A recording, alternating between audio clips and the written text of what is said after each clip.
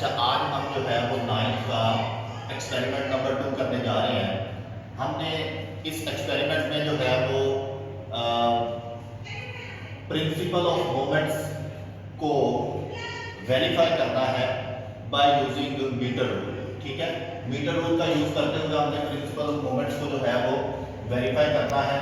तो इसके लिए हमें जो चीज़ें रिक्वायर्ड है, मटेरियल रिक्वायर्ड क्या क्या है हमें, एक पहले नंबर पे तो हमें मीटर रूल चाहिए, दूसरे नंबर पे वुडन बॉक्स, वुडन वेज और वेट बॉक्स एंड स्ट्रिंग। ठीक है, तो ये हमारे पास की है ये जो वुडन वेज है, उसके बाद ये मीटर रूल है जी, इसके ऊपर जो है वो सेंटीमीटर्स के अंदर जो है वो रीडिंग लगी हुई है।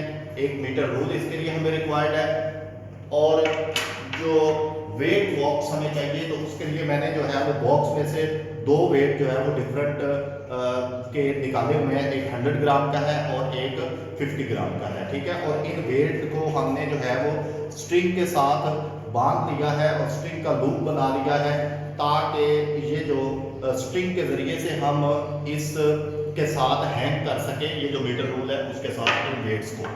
अच्छा जी, अब प्रोसीजर की तरफ आते हैं। तो सबसे पहले हमारे पास पहला पॉइंट ये होगा कि हमने ये जो मीटर रूल है इसको बैलेंस करना है वेज के ऊपर। इस मीटर रूल को हमने वेज के ऊपर बैलेंस करना है। ये मीटर रूल है, इस मीटर रूल को हमने वेज के ऊपर बैलेंस करना है। तो उस जिस पॉइंट पर ये बैलेंस होगा उस पॉइंट को हम सेंटर ऑफ ग्रेविटी कहेंगे, जो कि O पॉइंट कहलाएगा। दूसरे नंबर पे हमने ये करना है कि इस मीटर रूल की एक साइड के ऊपर हमने क्या करना है जी, कि एक वेव को सस्पेंड कर देना है बाय स्ट्रिंग लूप। ठीक है, और फिर दूसरे साइड से दूसरे वेट को सस्पेंड करना है और फिर हमने क्या करना है कि उन वेट्स की वैल्यूज को आगे पीछे, मतलब वेट को जो है वो मूव कर सकते हैं उस मीटर रूल के ऊपर। तो वेट को जो है वो मूव करने के बाद हम दोनों जो है वो वेट्स को बैलेंस करेंगे और फिर इस तरीके से जिस जिस पॉइंट पर वो दोनों वेट हमने रखे हुए होंगे उन पॉइंट्स को नोट करेंगे और जो वेट 1 का पॉइंट होगा मीटर रूल के ऊपर उसको हम R1 से रिप्रेजेंट करेंगे और वेट 2 का जो पॉइंट मीटर रूल के ऊपर होगा उसको हम R2 से रिप्रेजेंट करेंगे और बाद में फिर हम इन दोनों को मल्टीप्लाई करके इनका मोमेंट फाइंड आउट कर लेंगे। अच्छा जी, ये हमने जो है वो ऑब्जर्वेशन आ गए कि इसके लिए हमने टेबल तैयार किया है। तो टेबल के अंदर पहले नंबर पे हमने जो रीडिंग्स लेनी है W1 जो है वो इसको हम F1 कहेंगे और ये 100 ग्राम का वेट हमारे पास मौजूद है और उसको हमने जब सस्पेंड किया है इस मीटर रूल के ऊपर तो इसकी जो रीडिंग आई है वो 21 सेंटीमीटर आई है। तो आपको पता है जो मोमेंट ऑफ फोर्स का जो फार्मूला होता है वो टॉर्क, इसको T से रिप्रेजेंट करते हैं और ये फार्मूला होता है T = F × R। ठीक है, तो हाँ जी, तो मोमेंट ऑफ फोर्स का जो फार्मूला होता है वो टॉर्क से रिप्रेजेंट करते हैं इसको और ये होता है T = F × R।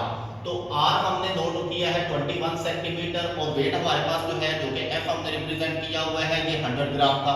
इन दोनों को मल्टीप्लाई किया तो 2100 ग्राम सेंटीमीटर आया है। इसी तरह हम दूसरी साइड पे मीटर रूल की दूसरी साइड पे जाएंगे जहां पे हमने W2 सस्पेंड किया हुआ है, इसको F2 से रिप्रेजेंट किया है और ये 50 ग्राम था और उसकी जो पोजीशन है मीटर रूल के ऊपर वो 42 सेंटीमीटर है। जब हम इन दोनों को मल्टीप्लाई करेंगे 42 को 50 ग्राम से तो ये आ जाएगा हमारे पास 2100 ग्राम। इसका मतलब ये हुआ कि क्लॉकवाइज मोमेंट्स जो कि T1 है 2100 ग्राम और एंटी क्लॉकवाइज मोमेंट्स जो कि T2 है 2100 ग्राम, ये दोनों आपस में इक्वल आए हैं।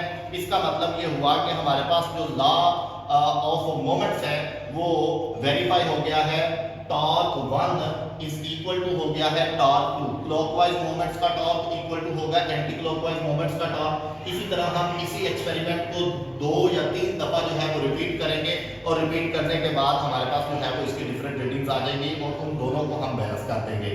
ठीक है जी, तो अब अच्छा स्टूडेंट्स, अब हम आपको दिखाते हैं कि हमने जो एक्सपेरिमेंट किया है वो परफॉर्म किस तरीके से करना है। आपने पहले नंबर पे तो हम इसको बैलेंस पॉइंट इसका आपको दिखाते हैं ये देखें, ये मीटर रूल के ऊपर जो है वो बिल्कुल 50 सेंटीमीटर पे वेज के ऊपर हमने इसको बैलेंस किया है।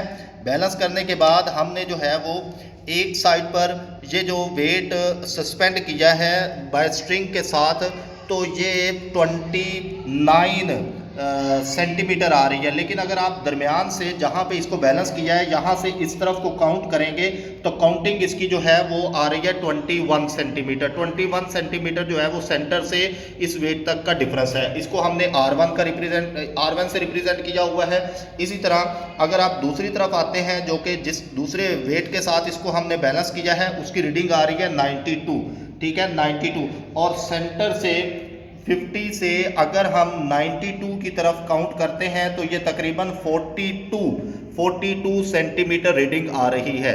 अब हमने इन दोनों रीडिंग्स को नोट किया है और जो पहले मैंने आपको इसको एक्सप्लेन कर दिया हुआ है।